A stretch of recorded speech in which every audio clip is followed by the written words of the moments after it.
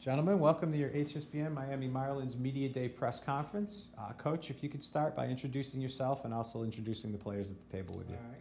My name is Bruce Avon, head coach for American Heritage. And got Gavin Casas, Enrique Bradfield, Colby Avon, and Matt Ruiz. 20-6 last year, and you only graduated 4 guys. Yeah. Gotta assume that it's a pretty veteran and hungry team coming back ready to go at it this year, am I right? We feel that way. We've been very focused, a lot more focused now. A lot of our guys are sophomore players that now it's their turn. A lot of our guys have already committed to colleges. They're focused on trying to win a championship and leave a legacy. And they know the route that we go. We play some of the toughest games and the toughest schedules that we can. And so they know we have to be ready, and they're ready to go out and produce every day. We talk about that every year because I absolutely agree with you. And I was thinking, this might be the toughest schedule you've ever had. That says a lot. Right. Yeah, we feel the same thing. I think for us, we're not afraid to lose games. We want to prepare our kids. You know, you can't get experience until you get experience. And so we're going to run across some guys that's going to be tough to beat. And we're going to have to compete with them. And what I do like to do is, I don't like to set up my number 1 and number 2 and then wait and play another good team against number 1, number 2. You'll see our top 5 games, you're going to face 6, 7, 8, 9 pitchers of ours. You're not going to get, the same ace every game. So, our hitters have to be ready to go play defense, and because there's going to be games where they got a guy on the hill that's a top dog, and we may have our third starter, our third or fourth pitcher on there. What's that like for you guys as players, knowing that the caliber of competition you're going to face all year? It's exciting. I mean, we get to go out there and face some of the best arms in South Florida and even in other states when we go to North Carolina. So.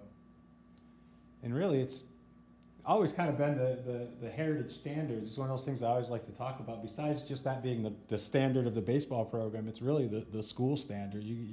Heritage always has kind of embraced that competition and has enjoyed a lot of success. Your thoughts on that and where you guys stand in that sort of an outlook? Well, I think if you want to consider yourself a great team, you have to go play the great teams. And so that's what we look for through all of our sports. You have to go compete to see what that level's at. We want to play to that competition, to that level. We want to evaluate what we're good at and what we need to go back and practice on. We've had some great teams in the past, and we can't guarantee if we're going to win a championship or not. But you look at our schedule, and it's pretty stinking impressive. And you may have 6 teams that are in the state championship that won them, and we beat all of them. And sometimes we beat them with our second and third guys. So sometimes you need some baseball luck, for a ball to go here, a ball to go there, and go back years and show you this at bat or this thing that stops you from rolling. And that's what happens when you get to the playoffs. It's going to come down to 4 or 5 games. We'd like to test ourselves through the 3-month season and knowing that every single day you have to be ready and meet the challenge. And I think when you put it in front of our guys, you could either accept the challenge you go after, or you can fold. And most of the time we have guys that are ready to meet that challenge.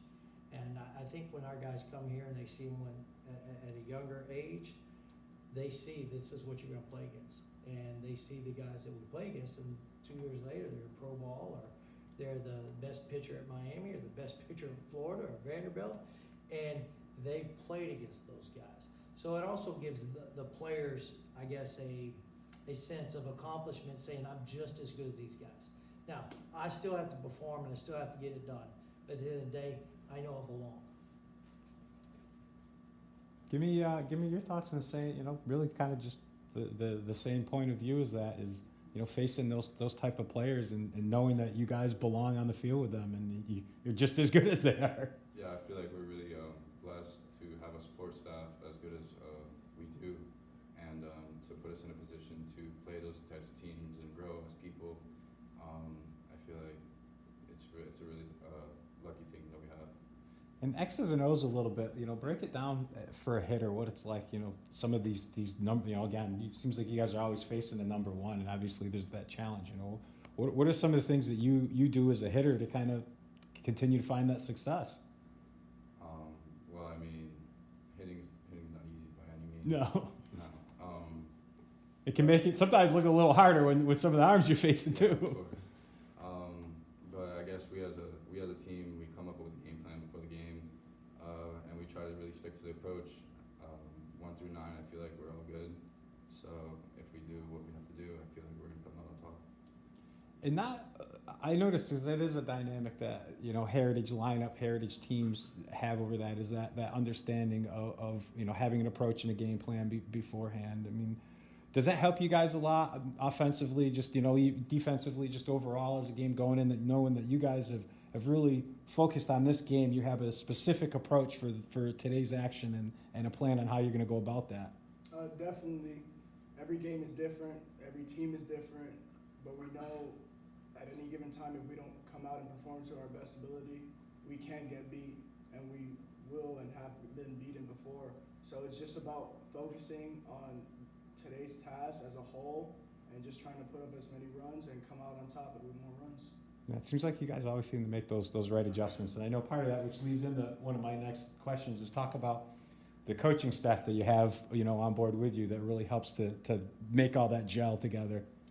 We're fortunate enough to have a staff that we've implemented a plan, years ago when I got there, and we tweaked it and we take advantage of, the opportunities or the new things that are coming out from the video technology, from, the radar guns with the spin rate, the drive line programs. We have stayed up to par, and I think that's been one of my tougher challenges is not relying on all the knowledge that I've had from my playing days, because that was, a few years ago.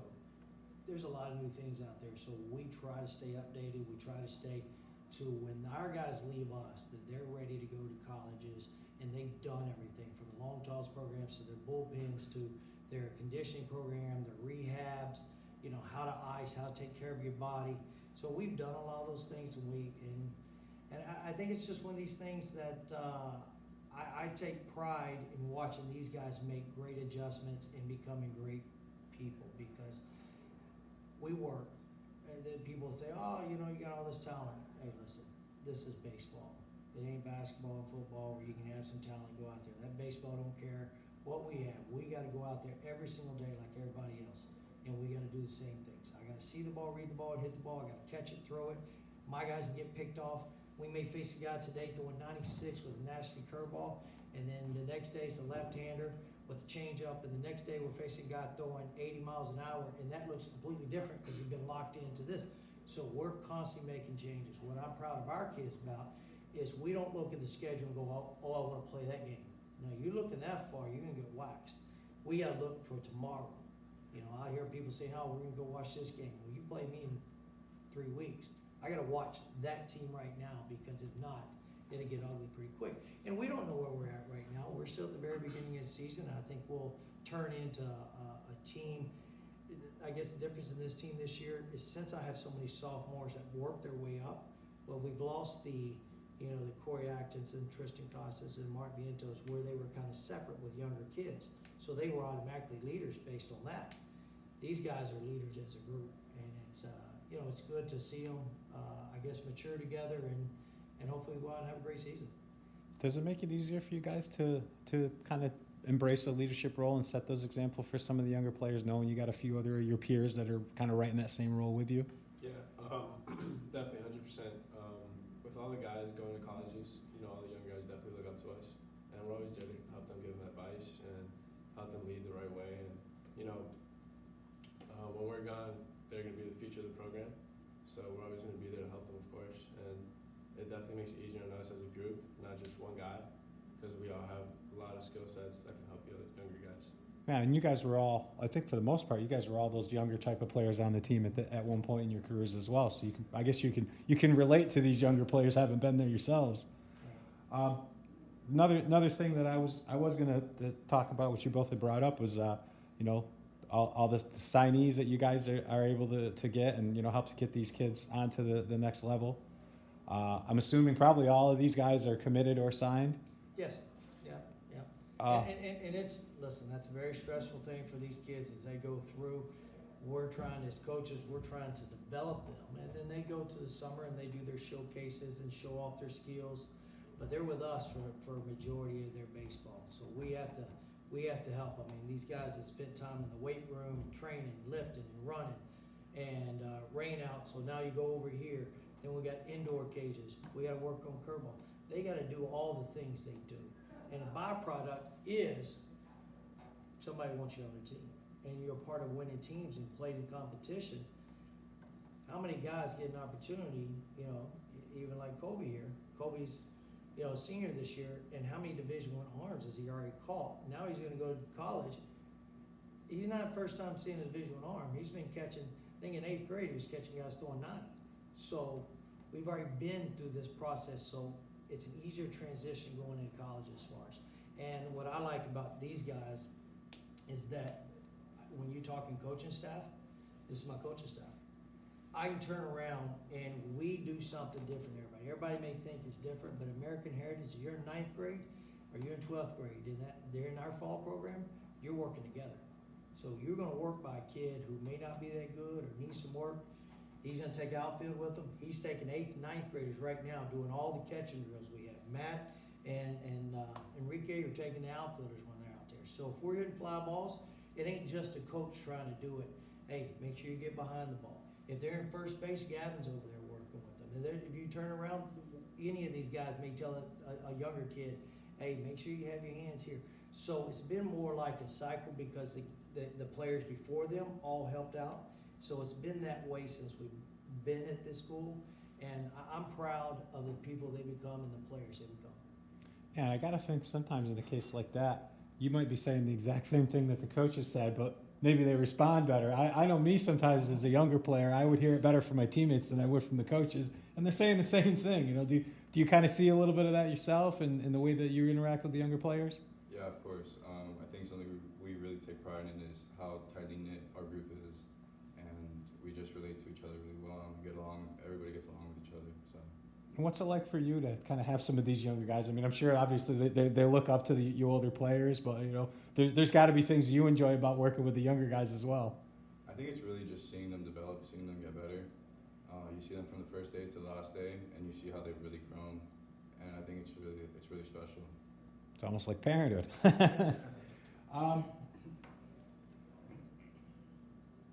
Coach, I talked about it a little bit, you know, especially with the new district and everything, but with the changes in the state and the rankings, you know, again, with you guys, it doesn't really change. It just give you the opportunity to play even a tougher schedule. But is that something you guys have talked much about or you know, are even worrying about at all? No, that's been our schedule from every day. We've been doing the same schedule. Yeah, it seems like the system kind of fell into line with what you already were doing. We did. Listen, we don't have boundaries. I mean, during the weekdays, I mean, all of our kids are required to go to school after a game. But we'll get on a bus. We'll travel 2 hours on a Wednesday, play a good team, come back. We're going to go back on Friday, play another 2 hours, drive another 2 hours to play, come back. If we need to go to Fort Myers, we'll go to Fort Myers. We'll come back. We need to go to South Miami. We'll be there, and we'll come back. Go back to Palm Beach. We had one where we went to Palm Beach three games in a row, back to back to back. Then you want to play in Wellington, we'll go there. So if you got a good squad and you want to play, last year we drove up to, we had nothing, so we drove up to, I think it was Jacksonville, and picked 3 teams and played them there. Hey, come on, let's go. We'll meet you up there. You know, so there's really no boundaries for us when it comes to a good game. So we've always had to do it because our districts have been small. They've been tough. We've had some good teams. You never have one team in our district. You always have two or three good teams. And so for us, we've done it since we've been here. We've been fortunate enough. Some schools can't get on a bus and go 2 hours in a game. We have been, because not only do I want to do it, my players want to do it. They're the ones that come and tell me, hey, coach, they got that lefty over there. I don't even know some of these teams, and I'll go to Enrique or Gavin or Kobe and say who they got. They got a left-hander who's throwing 92, got a curveball, got this, got that. Hey, the shortstop can hit, he can rake. That's a good team. Oh, okay. Coach, we're going to play this team this year? Okay, we'll play them. And I think what we've learned as a group is like, you play these tough, you know, like our first 5 games are crazy good. And then we come back and play a team that's probably not in that realm. That team wants to kick our butt. So once we get through this 5, you still gotta get up and get ready for this game, because if you think that's gonna be an easy game, it's not. They're coming after you because that means something to them. Oh yeah, especially if you had success in Right. those first 5, that'll just fuel them more. Absolutely. So, you know, this is a mindset, and our guys have, I think we're all tired of getting ready for the season. We're ready to play. We're ready to play a game. Amen. Well, guys, I'll tell you what, I won't take any more of your time. Let's get out on the field and get it going. Guys, thanks very much for being here today.